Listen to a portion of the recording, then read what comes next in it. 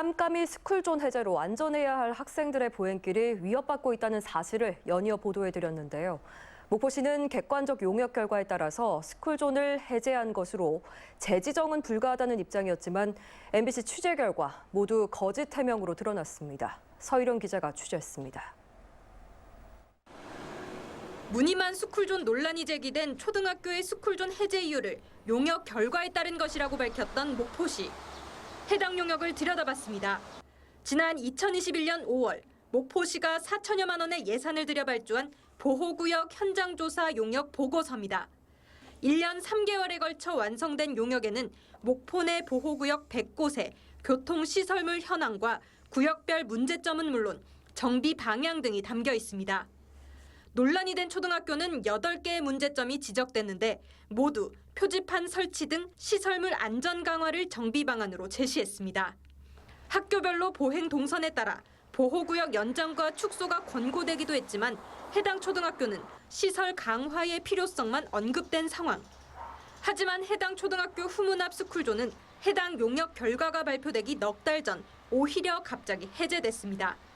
목포시가 해당 스쿨존 구역 해제 등을 협의하자며 당시 경찰서에 보낸 공문입니다.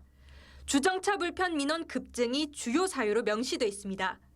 객관적 용역이 진행 중이었는데도 민원에 따라 스쿨존을 해제한 겁니다.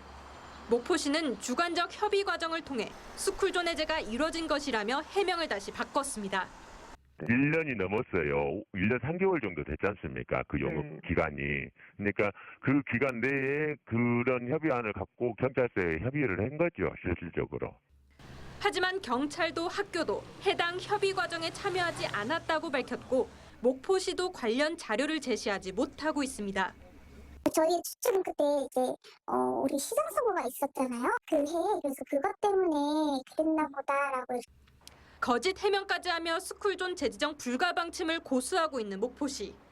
재지정 시 반드시 용역을 해야 한다며 추가적인 예산 지출이 필요하다 보니 현재 앞당겨서 해줄 수 있는 안전 표지판 설치까지 어려워질 수 있다고 주장하고 있습니다.